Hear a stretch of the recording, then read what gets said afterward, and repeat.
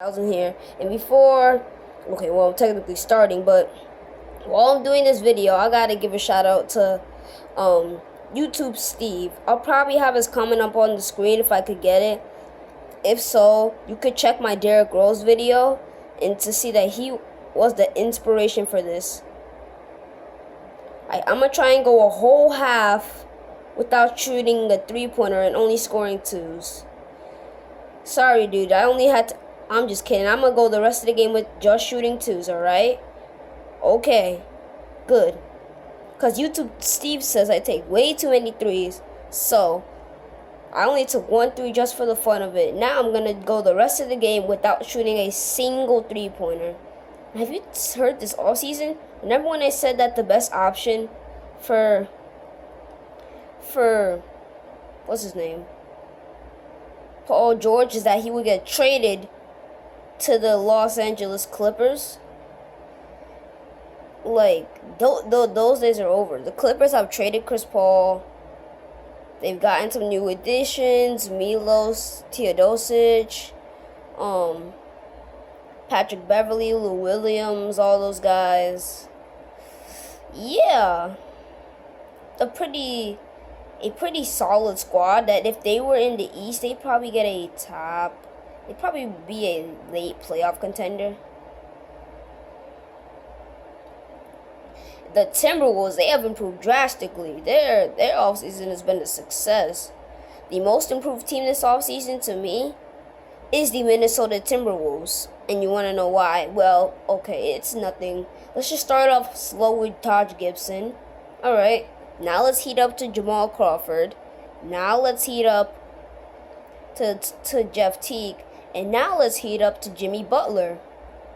Yes, these guys somehow managed to get Jimmy Butler, a top 15 player, for just a player who might not even crack that in the future. And a player who just came off an ACL injury and a shooting power forward. And a shooting power forward who we don't know anything about what he's going to be in the NBA at least. Is that a 3? YouTube Steve, I got you. It's a 2. Alright, so now let's continue on. That was the first quarter.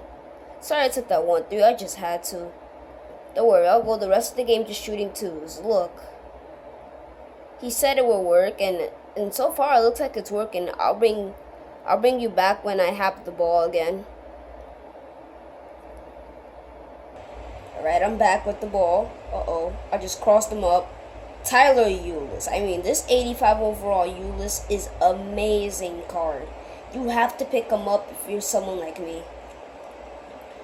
I'm going to show you my lineups at the end because you got to see my new lineups. Like, go back to my first video. Like, we had a bunch of trash on our roster.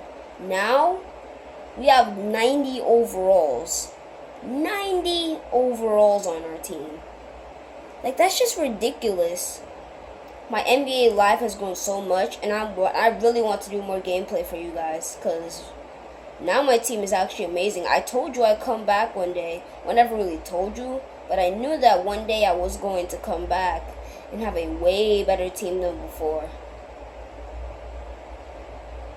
Look at that, 88 Dwight Howard. Like, my team is just blown up since then.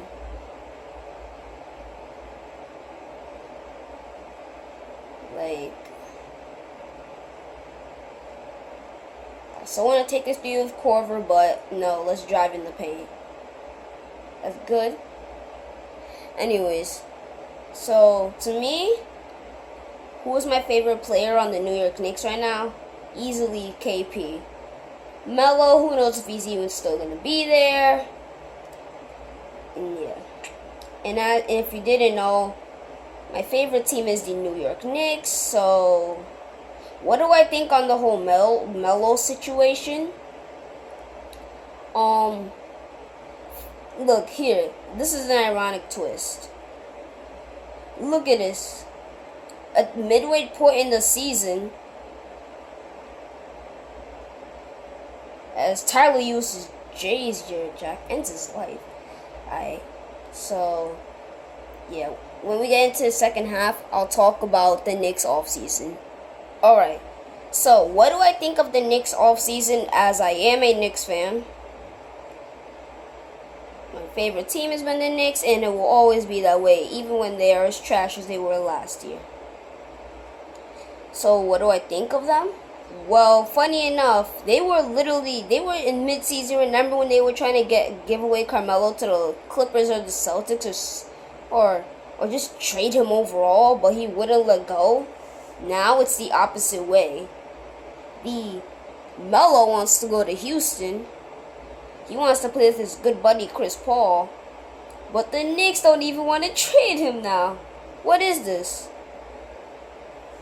I guess they realize that since Carmelo Anthony is putting people in the seats at Madison Square Garden, although I haven't watched the game live yet, you can still catch it on TV.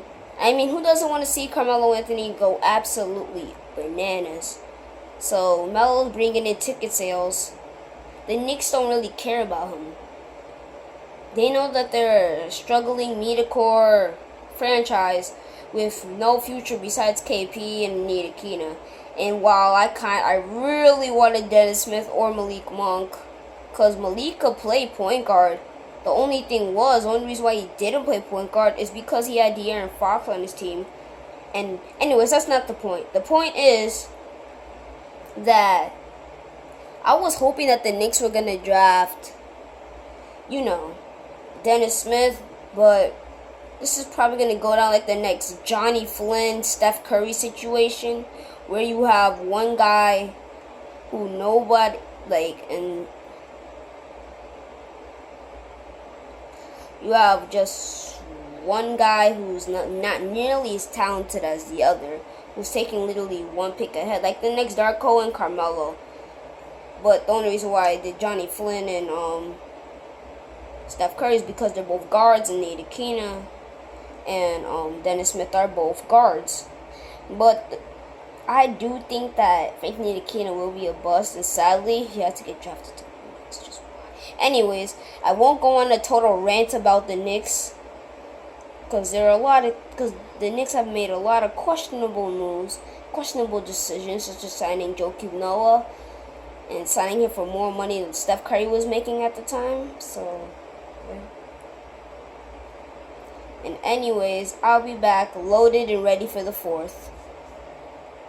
Alright, I'm back. Now, another question, you could ask me questions in the comments that I will answer in the next video. Now, another question that I'm probably going to get asked is, as I throw another lob to McDermott, who's turning into DeAndre Jordan somehow, as has turned into DeAndre Jordan somehow,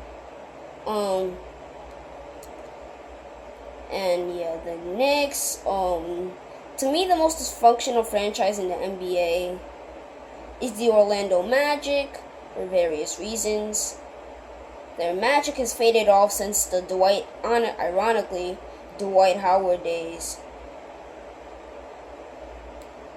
This team, not 10 years ago, made the NBA Finals. Now they're just a media-core franchise whose best player is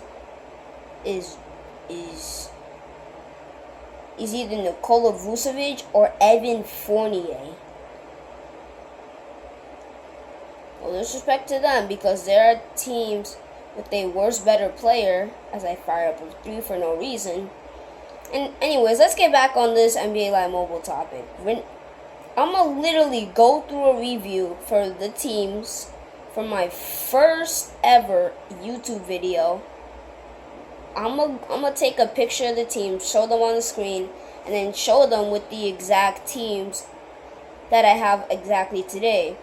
And YouTube Steve, comment in the comment section below that you were right, because I'm about to win by over 20 points. Yeah, I have a loaded team, so that kind of does help. But I'm about to win by over 20 points. Almost said 40 there.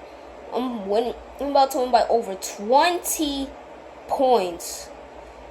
Just shooting 2s and 1-3. So basically, I would have scored a good amount, and we'll do the end soon. And yeah, we have to compare these lineups. Let's start with the two-way lineup. As you can see, we have 81K Felder, 77 KCP, 83 Melo, 80 Porzingis, and an elite Check Diallo. Not a bad lineup, I suppose, huh? Now let's get into the shooting lineup. 84 Jason Williams, Elliot Williams, okay. What, Paul George,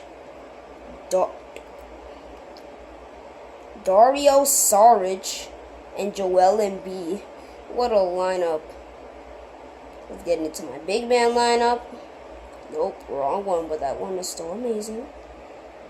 My big man one, let me move my hand out the way. Steph Curry, Tyler Johnson, Beasley, Nance Jr. and Lee. Now we're going to have some real fun. Let's start with the defensive lineup. You have 3 elites in a row. You have Russell Westbrook, who makes all his teammates better. You have McCollum, and you have 91 Bernard King. Remember when this lineup was just trash, trash? This lineup was really abysmal before. Now let's get into my small ball, where it's literally just a horde of elites because all my players are elites and I have no bench for this lineup.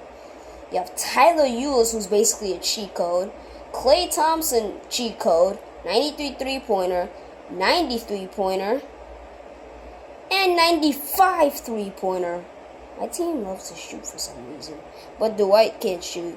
But he's still at 88 overall. Now my best lineup of them all, the Summer Course lineup. This one's better than my defensive. That's how good it is. Tyler Ulis, good. CJ McCollum, 91 Bernard King is also in here, along with D12 and Kenneth Faried. And that's it for the video. Hope you guys like my new team. I remember when people were calling me trash back in the day. Yeah, those days are probably over. And the 2-point challenge was a success, YouTube Steve. So shout out to you. See you. Baller 9000 is out.